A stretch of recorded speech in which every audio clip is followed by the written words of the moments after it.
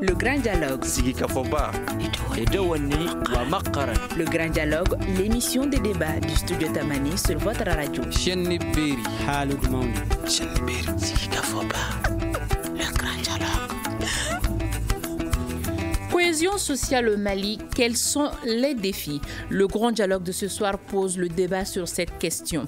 Au Mali, des initiatives se tiennent à travers le pays pour la promotion de la cohésion sociale et le vivre ensemble à travers l'implication de toutes les couches de la société. Ces initiatives se heurtent souvent à l'insécurité, fragilisant ainsi le tissu social. Comment faire aujourd'hui pour la promotion de la cohésion sociale au Mali? Comment parvenir à réinstaurer la quiétude dans nos villes? Quels peuvent être les rôles des différents acteurs? Pour répondre à ces différentes questions, nous avons fait appel à 3 personnes. Paul Togo, membre de la société civile de Badjangara au téléphone.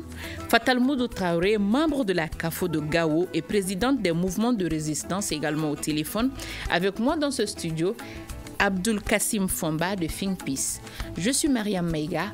Bonsoir à toutes et à tous et bienvenue. Le grand dialogue. Avant de rentrer dans le vif de cette émission, je vous rappelle que ce numéro du Grand Dialogue est réalisé en partenariat avec le projet Tigné Animaya. Abdul Kassim Fomba, vous êtes, c'est vous qui êtes avec moi dans ce studio. Donc la première question sera avec vous, le temps de faire réagir nos 2 co-débatteurs qui sont avec nos téléphones Badjangara et Gao. Quelles sont aujourd'hui les causes de l'insécurité et quel est leur impact sur la population? Bonsoir déjà, merci pour l'invitation. Les causes de l'insécurité il y a énormément de facteurs qu'on peut citer. Nous, dans nos interventions, ce que nous constatons, c'est que la plupart des populations nous parlent beaucoup plus de tout ce qui concerne l'injustice, les questions liées à la gouvernance locale. Donc ça veut dire quoi? Les prestations que l'État fait auprès de ces communautés ne sont pas faites de façon égalitaire. Donc certains estiment être lésés vis-à-vis d'autres personnes. D'autres acteurs estiment qu'au niveau des services sociaux de base, ils n'ont pas les services qu'il faut pour pouvoir vivre de façon au moins normale ou décente. Dans d'autres cas, on nous parle aussi des amalgames qui sont faits.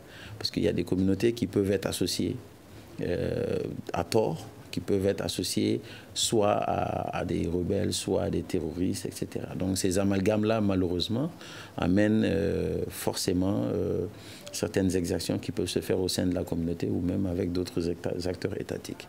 Donc tous ces phénomènes-là, en plus du manque d'opportunités économiques, parce que quand on parle d'insécurité, malheureusement, ça veut dire que les opportunités économiques sont réduites parce que les gens n'ont plus toute cette marge de manœuvre pour pouvoir s'en sortir individuellement et de façon économique également. Donc tous ces phénomènes rajoutés et qui fusionnent ensemble sont également des facteurs. Mais il y a des facteurs qui peuvent être reliés également à l'éducation. Parce que les questions de perception sont extrêmement importantes. Certaines communautés peuvent estimer que dans le cadre de leur éducation, elles souhaiteraient plutôt aller sur un axe, alors qu'il y a des cadres formels où on veut que les communautés rentrent, notamment par rapport à l'éducation formelle. Et certains estiment que, par exemple, ils préféreraient étudier avec le système religieux, par exemple. L'enseignement coranique. L'enseignement coranique, par exemple. Donc, lorsqu'on prend tous ces phénomènes-là, si on n'arrive pas à imbriquer tout cela et à trouver un bon consensus dans la perception de certains éléments, ça peut également amener des facteurs de non-compréhension qui peuvent nous emmener dans des problèmes, dans des situations conflictuelles.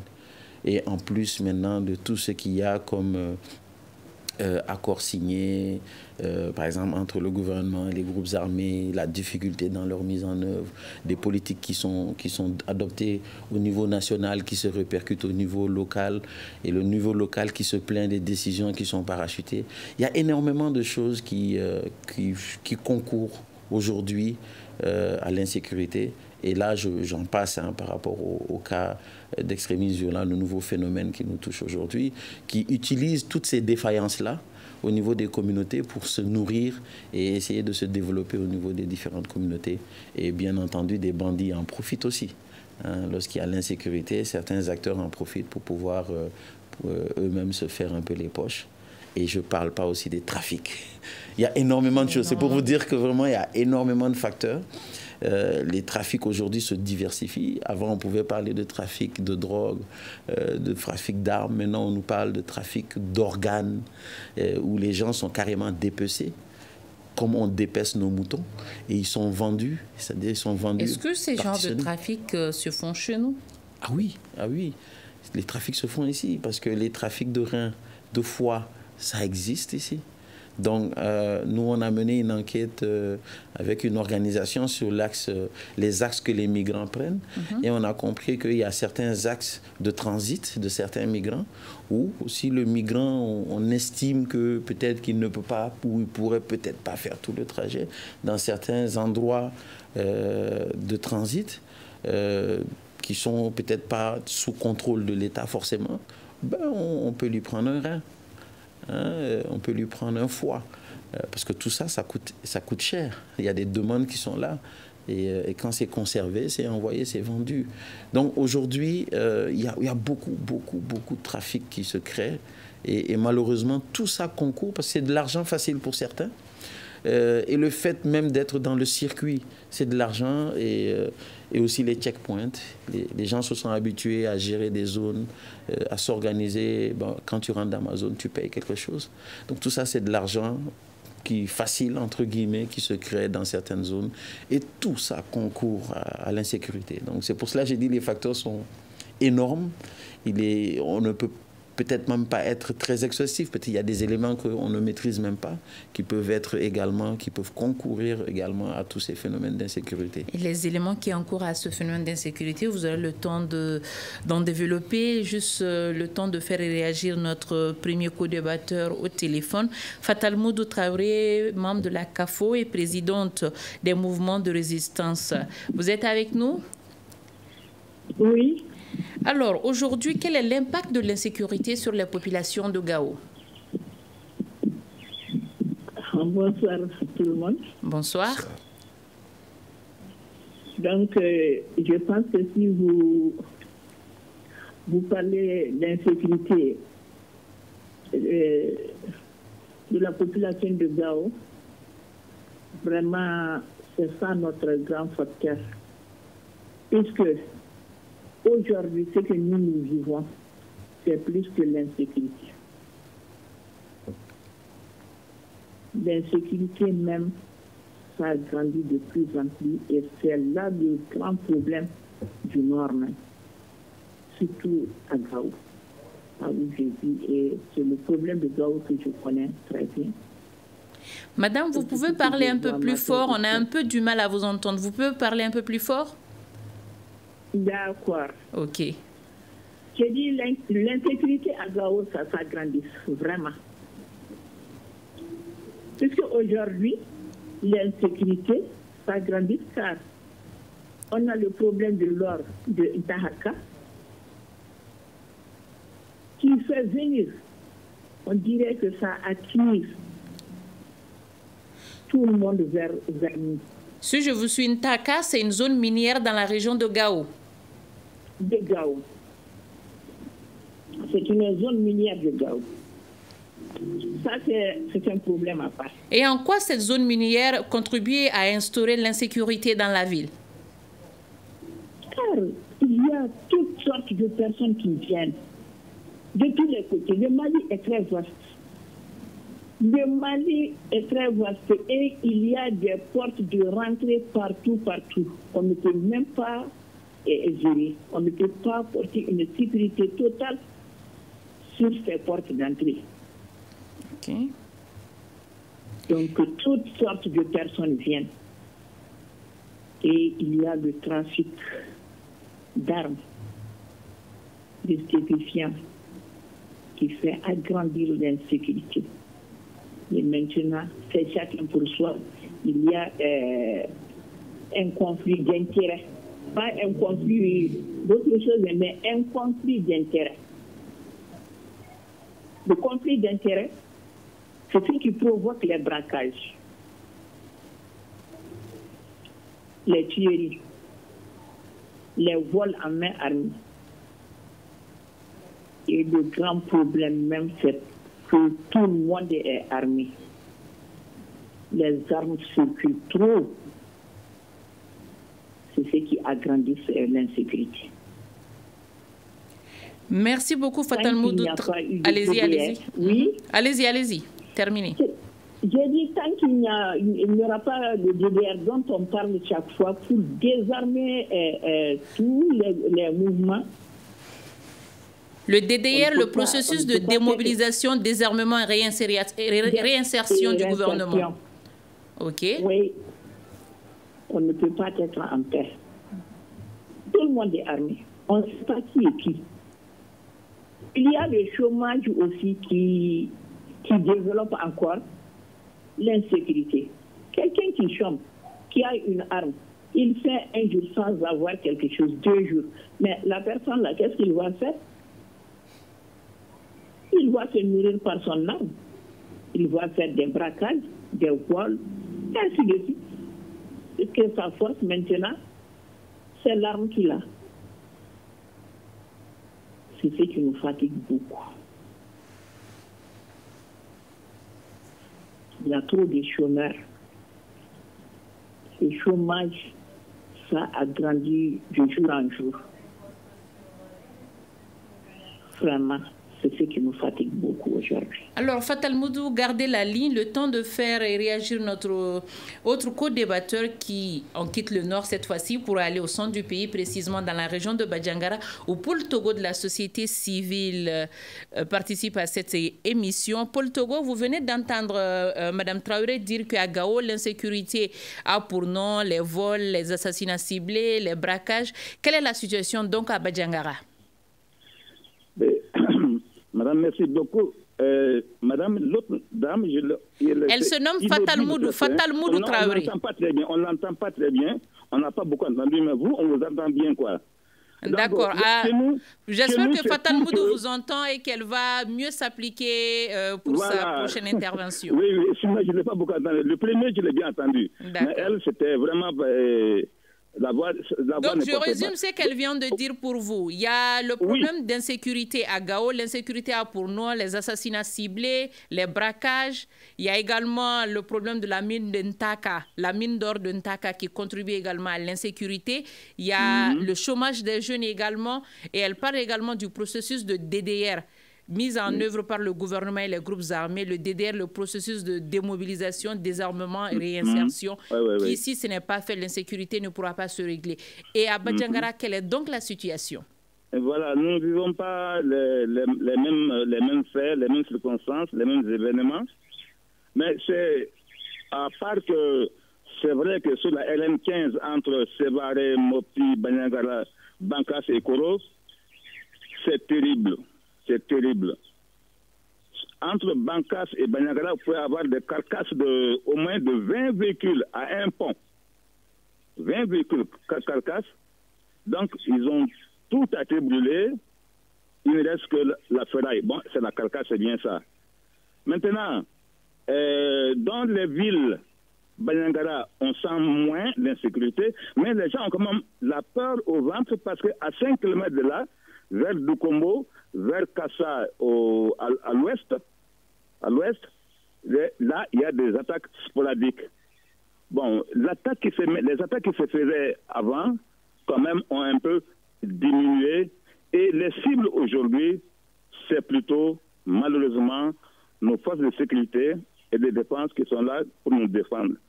Alors, s'ils sont attaqués, c'est que nous sommes attaqués. Mais en fait, on ne dort jamais sur nos 2 oreilles. Pas du tout à Badjangara. Chaque fois qu'il y a une attaque ou bien des gens malencontreux qui passent derrière le PC, donc ils tirent et ça met la panique dans toute la ville. Il y a même 2 qui sont morts de crise cardiaque avec ces coups de feu.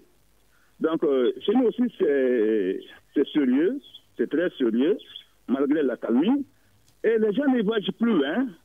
Personnellement, ça fait au moins 2 ans que je n'arrive pas à Mopti, alors que j'y allais presque toutes les semaines. Je n'arrive pas à aller. Et beaucoup comme moi, beaucoup d'autres aussi n'arrivent pas du tout à se déplacer, ni vers Mopti, ni vers Koro, ni vers Bankas. Chacun a peur. Donc nous sommes tous terrés. Alors, maintenant, pour ceux qui... Mais je ne sais pas si vous allez venir aux causes. Je vais en venir aux causes, mais déjà garder la parole. Est-ce que les actions de lutte aujourd'hui de terrorisme en cours ont des répercussions sur la population civile? Exactement. Exactement. Mais comme je vous ai dit, avec la montée de l'armée en puissance, ça s'est quand même amoindri. Depuis 1 mois, 2, quand même, sur notre territoire ici, quand même, il n'y a pas eu d'attaque qui puisse mettre en péril la vie de nos populations. C'est des attaques un peu sporadiques. Et là aussi, comme on avait toujours dit, c'est des bandits armés, des coupeurs de route, qui se mettent de part et d'autre du goudron. Et lorsqu'ils savent bien que vous avez quitté la banque, ils vous filent, ils vous attaquent. Ou bien lorsque vous avez été un responsable qui a beaucoup parlé d'eux, ils peuvent vous attaquer. À part ça, la ville même, normalement, il n'y a jamais eu de mort pour faire de terrorisme. Et il n'y en a pas encore eu. Bon, mais c'est notre psychologie qui fait qu'on n'arrive pas à dormir, on n'arrive pas à être comme avant. Merci beaucoup, Paul Togo. Gardez la ligne pour le cours de cette émission. Je rappelle à nos éditeurs et téléspectateurs que cette émission du Grand Dialogue est réalisée en partenariat avec le projet Tchigné Animaya.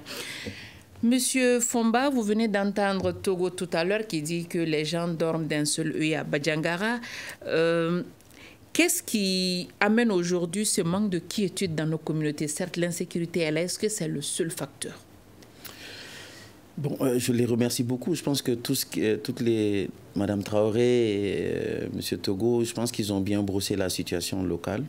Est-ce qu'il n'y a que l'insécurité? Non, il n'y a pas que l'insécurité. Mais l'insécurité aussi, c'est un fourre-tout. C'est-à-dire qu'il y a beaucoup de choses qui ne sont pas de l'insécurité, mais qui peuvent concourir à augmenter l'insécurité sur le terrain. Je pense que j'en citais quelques-uns. Aujourd'hui, le fait déjà qu'au niveau de Badiangara, qui est juste cette psychose, juste la psychose de dire je ne peux pas me déplacer, c'est déjà un problème. C'est-à-dire que la personne qui avait l'habitude d'aller à son champ et qui, dans sa tête, va se dire si je vais au champ, est-ce que je vais être attaqué? Je ne vais pas être attaqué. C'est déjà un problème au niveau, du mode de vie ou des conditions de vie de la localité. Mais il y a un autre point. Les actions de réponse qui sont données. Aujourd'hui, l'armée est en train de monter en puissance et fait des belles réalisations sur le terrain. Mais il faudrait que des actions de développement puissent suivre. Lorsque les actions de développement ne suivent pas avec les actions militaires, des fois, il peut y avoir des défaillances quelque part. Donc, on peut même régler ou solutionner des problèmes liés à des bandits ou à des terroristes sur le terrain. Mais si derrière, les acteurs après, qu'est-ce qu'ils font? Est-ce qu'il y a des possibilités de pouvoir revenir et de pouvoir se recréer à travers des opportunités sur place? Ça, c'est un problème. L'autre chose aussi, c'est par rapport aux structures de l'État.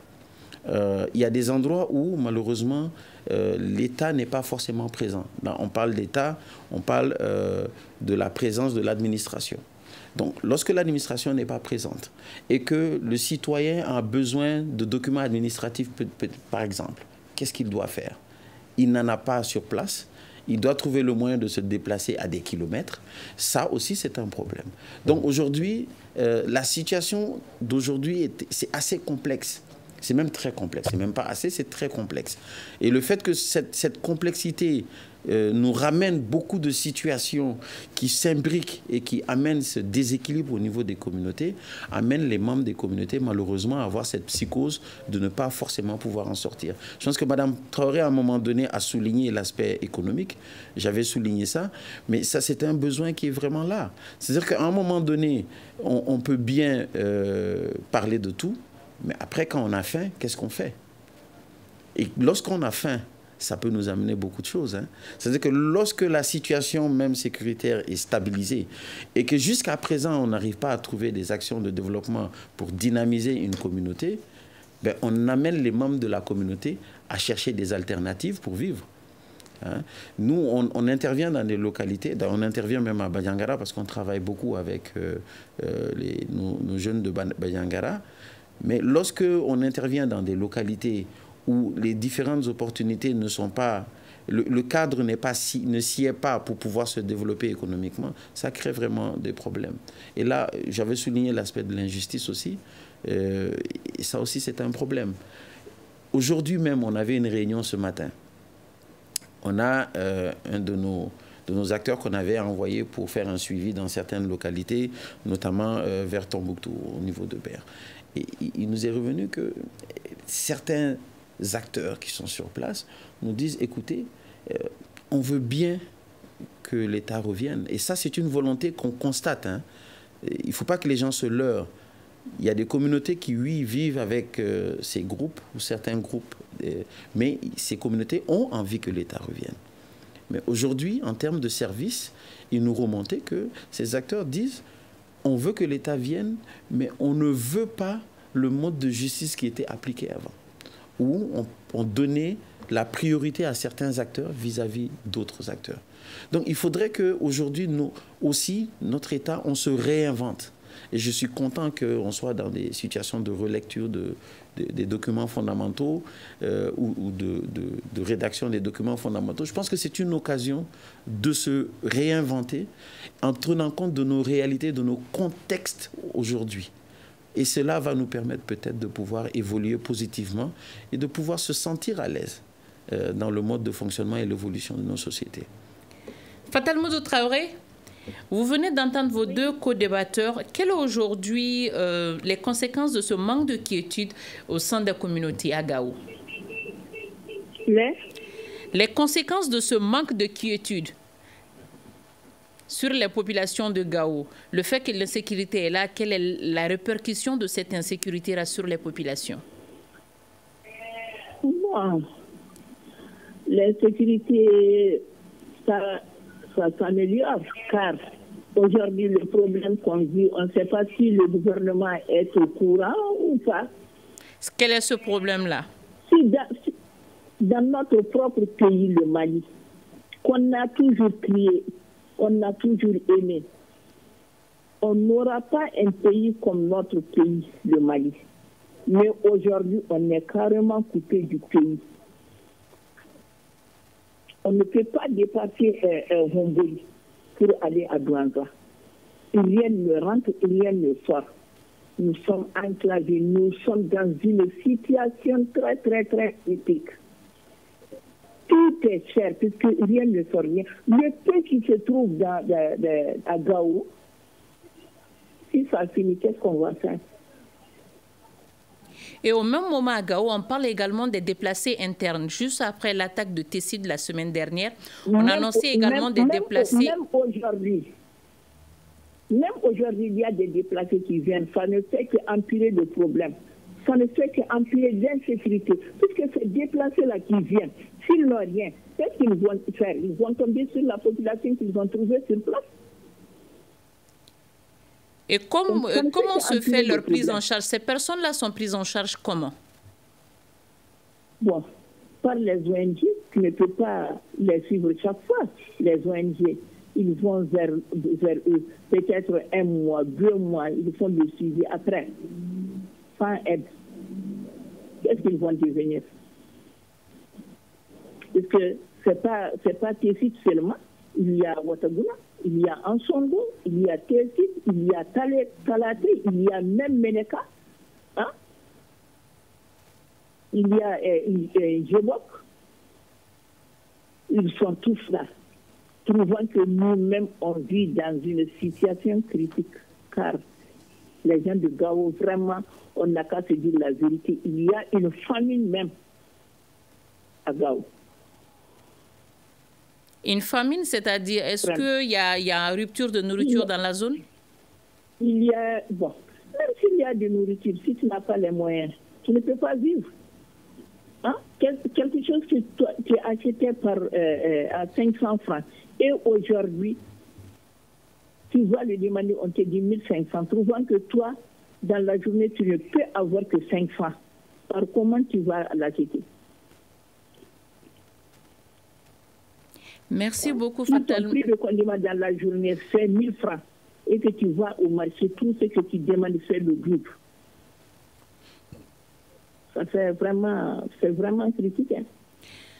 Si au nord du pays, on parle beaucoup plus des déplacés internes dans la zone, dans la région de Badjangara, on parle également des conflits intercommunautaires. Quelle est donc la situation actuellement pour le Togo? Oui, justement, nous, on n'est pas pour ce format-là. Chez nous, il n'y a pas de conflit intercommunautaire, madame. Il y a quoi aujourd'hui? Ravi de l'entendre. Tout de suite, je vais le voir. On fait avec le ministre et de la culture.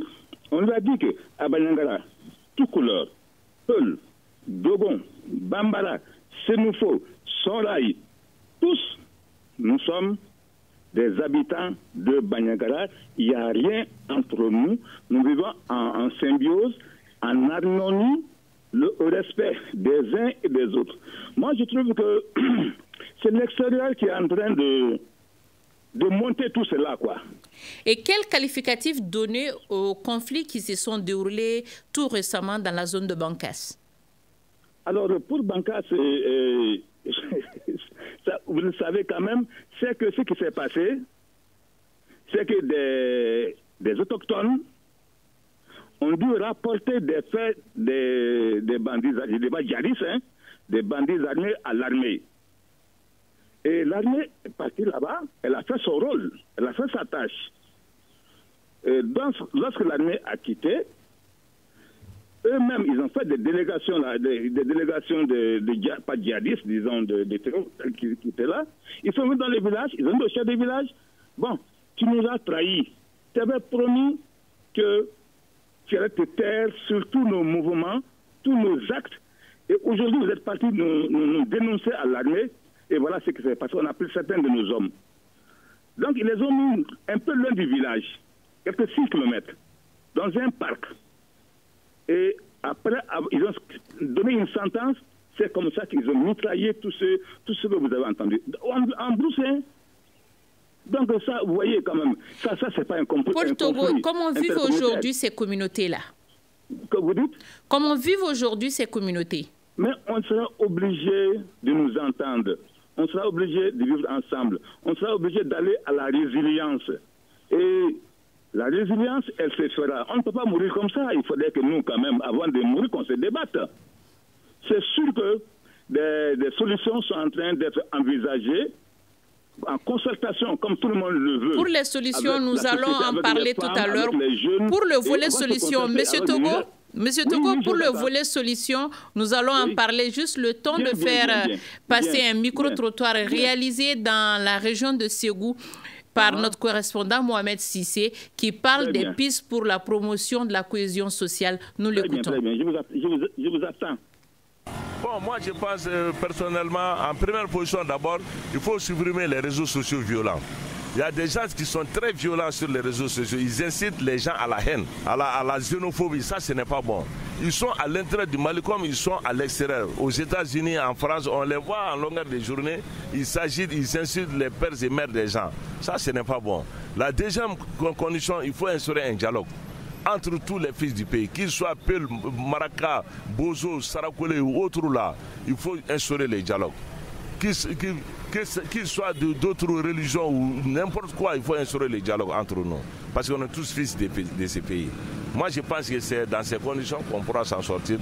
Mais puis, si le dialogue-là est maintenu, à l'intérieur comme à l'extérieur, je pense qu'on pourra trouver une solution à ces problèmes-là. Pour moi, d'abord, l'entente, la cohésion sociale. L'une des bases principales pour moi, c'est le mariage. Parce qu'il y avait des mariages intercommunautaires dans nos contrées. Tant qu'il y a mariage entre vous, en principe, vous êtes obligés de vous aimer, de vous entendre. Une fois qu'il y a l'amour, pas l'amour charnel comme les jeunes d'aujourd'hui l'entendent, non. Une fois qu'il y a l'amour du cœur même, il y a l'entente.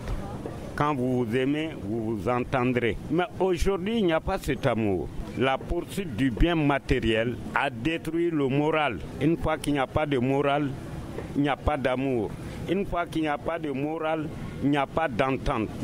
Tu n'as pas le temps d'éduquer chez toi. Alors l'éducation est l'une des bases principales de l'entente, de la cohésion. Un micro-trottoir est réalisé par notre correspondant à Ségou, Mohamed Sissé. Paul Togo, vous venez d'entendre ces intervenants-là. Aujourd'hui, qu'est-ce qu'il faut pour retrouver cette symbiose d'antan dont ces personnes viennent de parler tout à l'heure? Merci, madame. C'est-à-dire que le premier intervenant, nous, on l'entend très bien, mais les deux autres là, c'est pas très audible. Mais c'est pas grave, j'ai compris quand même l'ensemble. Madame, je pense qu'en tout premier lieu, il faudrait qu'on retourne à nos fondamentaux. Le village au pays d'Ogon était organisé, et toujours était organisé. Maintenant, il ne l'est moins. Dans un village, pour la sécurité du village, il y a les femmes, il y a les jeunes, il y a le chef du village. Et les jeunes sont organisés en groupe pour le piller. Quant aux vieux qui sont sous le Togona, chaque fois qu'un étranger arrive, il doit passer à côté du Togona. Et chaque vieux va se demander, mais lui, d'où vient-il? Lui, qui est-il? Et on sait toujours qui a passé la nuit avec Alduma ou bien avec Jacques. C'était organisé. Donc il faudrait qu'on revienne à peu près à ça. Solidarité d'abord dans les villages. Et avant, parce que le monde a changé, c'est sûr. Les jeunes d'aujourd'hui ne vont pas obéir comme les jeunes de 1960. Ça, c'est vrai. Mais quand même, ce qu'il faudrait, pour pallier à ça, pour une paix durable dans tous les Mali, hein, dans toute la sous-région, madame, on a raté l'éducation. L'éducation de la famille a raté. On ne parle pas à nos enfants. On les laisse faire. Mais c'est comme ça qu'ils vont, avec 100 000, 200 000, ils vont aller tuer leurs propres petits frères. Ils vont aller tuer leur maman. Ils vont aller tuer leur papa. Mais où allons-nous? Parce que c'est nous qui avons raté l'entrée et la sortie aussi. Nous, les populations, les gens qui sont un peu plus âgés, plus de 40 ans, c'est nous qui avons failli. C'est pour ça qu'on a demandé aujourd'hui à ce que Youssouf Tata Sissé avait dit dans le livre La grande geste du Mandé. Qu'est-ce qu'il a dit? Il dit qu'au Mandé, les illettrés sont nombreux. Mais il n'y a pas d'homme ignorant au Mandé. Car chacun des pères a enseigné à son enfant les fondements de la patrie, les valeurs de la société, le sens du travail. Nous, notre jeunesse là, était caractérisée par le travail. Et aujourd'hui, les jeunes là, ceux qui travaillent, ils sont toujours prêts à prendre le prêt à porter. J'ai entendu le premier intervenant dire que l'État doit. Il a raison. Mais non, pour moi, ce n'est pas normal. C'est à nous de nous lever d'abord pour une grande résilience dans le travail et aussi dans la cohésion sociale. L'État ne doit tout faire. Vous dites, il n'y a pas tous ces conseils-là. On travaillait quand tu es né, à partir de 15 ans, quand tu es circoncis déjà, tu sais que tu es là, tu es né pour le travail. Aujourd'hui, ils sont nés pour la sortie, pour l'exode, et pour aller, je ne sais pas, faire la bombance. Non, la société a carrément raté. Il faudrait qu'on redresse. Avec tout ça encore, les politiques sont venus après. Et aussi, ils ont perverti la société. Perverti. On est égaux, on est libre, on est égaux, on est libre. Qui est libre dans ce monde-là? Non. Il y a la présence des autres qui fait qu'on n'est pas libre. Donc, madame, moi, comme solution... Merci beaucoup, monsieur Togo. Les solutions, nous allons en parler. Aux fondamentaux. OK. Juste le temps de faire réagir vos co-débatteurs sur la même question. Fatal Moudou Traoré, comment faire aujourd'hui pour promouvoir le dialogue intercommunautaire dans notre pays? Bon, le dialogue intercommunautaire dans notre pays peut se faire en faisant des forats, des rencontres communautaires pour faire des sensibilisations, sensibiliser toutes les ethnies qui se trouvent sur notre territoire.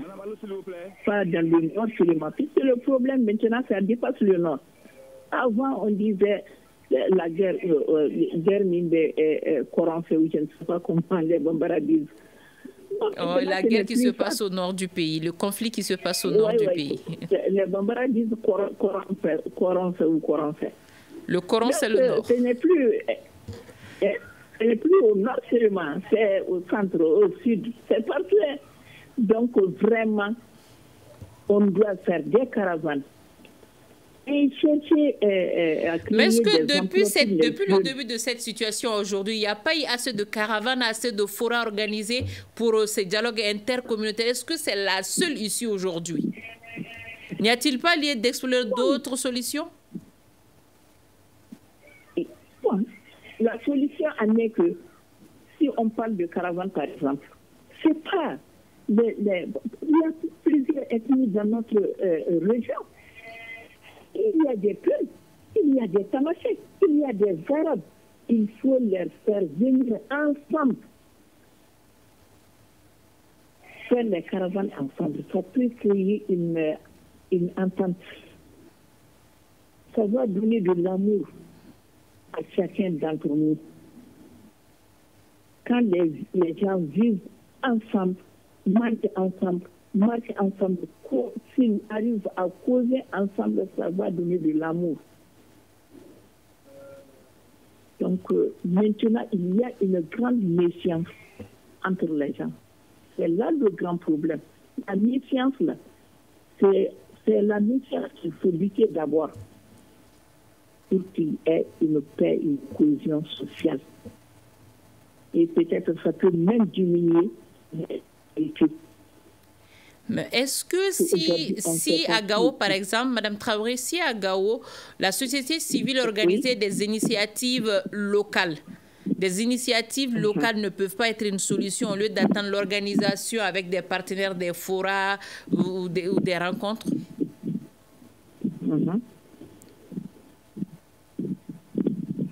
Ça ne peut pas être une solution. D'autres pistes à explorer, quoi. D'autres pistes à explorer au-delà de tout ça. D'accord, le temps de faire... peut être une solution. Merci beaucoup, Fatal Moudou. Le temps de faire réagir Kassim Traoré, excusez-moi, Abdul Kassim Fomba, qui est avec moi dans ce studio. Vous venez d'entendre tout à l'heure M. Togo qui parle d'éducation, le fondement, la base, d'aller à la base pour trouver une solution. Il y a Mme Traoré qui parle d'organisation de forats, de rencontres intercommunautaires. Aujourd'hui, quels peuvent être les rôles des différents acteurs pour la promotion du dialogue intercommunautaire?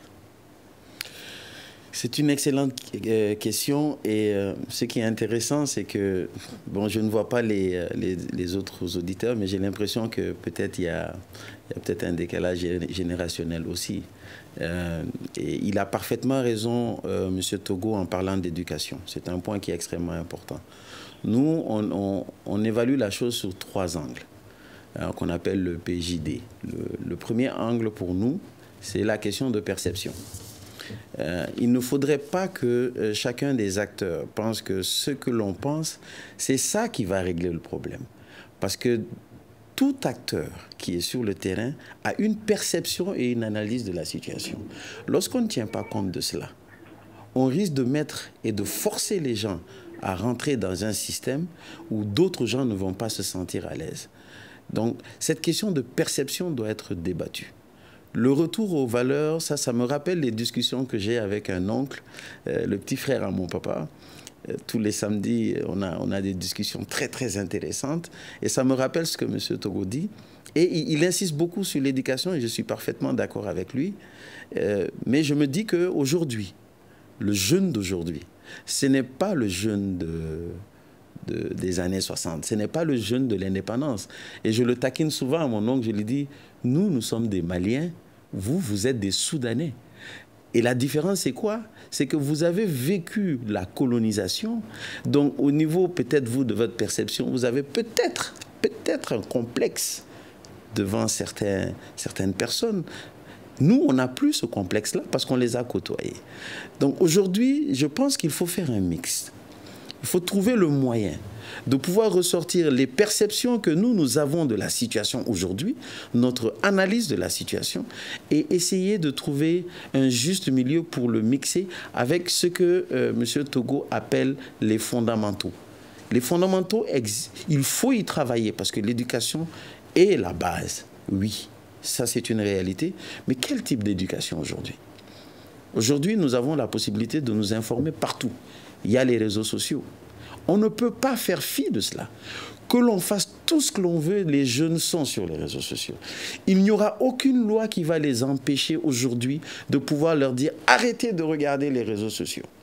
Et malheureusement, les réseaux sociaux, il y a du tout. Il y a un de vos intervenants du micro-trottoir qui en a parlé. Il y a des gens qui, eux, s'amusent à pousser à la haine. Ils aiment ça. Ça les enchante. Peut-être qu'ils ont d'autres types d'intérêts derrière, mais c'est quelque chose qui est là. L'autre chose, pour moi, le débat intercommunautaire, c'est très intéressant parce que je me pose toujours la question, ce débat-là, c'est entre qui? Intercommunautaire, généralement, dans la plupart des cas qu'on a mené ces initiatives, on a fait venir des acteurs. On n'a pas fait venir tous les acteurs. Donc, qu'est-ce qui arrive? C'est que certains qui viennent parler au nom de leur communauté, lorsqu'ils retournent, on leur dit « mais vous avez parlé à votre nom, vous n'avez pas forcément parlé au nom de toute la communauté ». Parce qu'il y a toujours des gens qui disent « on ne se reconnaît pas ». Il y a la possibilité d'avoir tous ces acteurs-là autour de la table. Il faut trouver le moyen d'avoir la perception de tout le monde. Qu'est-ce que ça veut dire? C'est-à-dire qu'il ne faut pas aller sur des rencontres au niveau, par exemple, communal. Pour nous, aujourd'hui, le débat doit se situer à un niveau micro. Parce que la perception à un niveau micro est différente de la perception. C'est comme la perception au niveau village est différente de la perception au niveau commune, qui est différente de la perception au niveau cercle, qui est différente de la perception au niveau région et au niveau national. Si l'on doit écouter tout le monde, il faut se donner le temps réellement d'écouter tout le monde. Parce qu'à chaque fois qu'on va faire nos débats et qu'on va aller prendre juste certains acteurs, on va les écouter, ils vont dire « je viens parler au nom de ma communauté », mais après ils retournent, ils ne parlent pas au nom de sa communauté parce que certains de sa communauté ne sont pas d'accord avec lui. Ils n'analysent pas le fait comme lui, il pense. Mais pour moi... Alors, Monsieur Fomba, il ne reste plus que 2 petites minutes, le temps de donner la parole aux 2 co-débatteurs. Madame Traoré, nous sommes au terme de cette émission. En 30 secondes, que faut-il aujourd'hui pour ramener cette cohésion sociale? Des pistes de solutions? Des pistes de solutions? Oui. Pour amener la paix et la cohésion sociale, il nous faut avoir d'abord la sécurité. Parce que même pour atteindre leur profond, ce n'est pas facile. Souvent qu'on doit se rendre sur les zones dans lesquelles se trouvent les autres acteurs. C'est pas facile. Qu'ils soient à 5 ou 10 km, c'est fini pour toi. Merci beaucoup, Madame Traoré. Paul Togo, selon vous, quelles peuvent être aujourd'hui les pistes à explorer pour ramener cette cohésion sociale au sein de nos communautés? Merci, Madame. Je vais être très pratique. Nous avons fait une réunion de Guinée-Dogon, une réunion de Taptal-Poulago. Il y aura la synthèse. À l'issue de la synthèse, on va aller voir tous nos déplacés vers Mopti, Ségou, ailleurs. On leur dira, revenez, c'est chez vous. Le Mali est à nous tous. Voilà notre décision. Nous, on va se déplacer jusqu'à eux. C'est ça, notre solution. Le dernier mot pour toi, Monsieur Fomba. Aujourd'hui, en 20 secondes, que faut-il faire aujourd'hui pour cette cohésion sociale? Éducation, justice, développement local. Et sur ces mots que prend fin cette émission du Grand Dialogue de ce soir, ils étaient avec nous Paul Togo, membre de la société civile de Badjangara, Fatal Mouzou Traoré, membre de la CAFO de Gao et président des mouvements de résistance. Au studio, Abdul Kassim Fomba de Think Peace. Je suis Mariam Maïga. À la régie son et vidéo, il y avait Salim Diouara et Nouhoum Djiré. Merci de votre constante fidélité et à la prochaine. Le Grand Dialogue. Le Grand Dialogue, l'émission de débat du studio Tamani sur votre radio.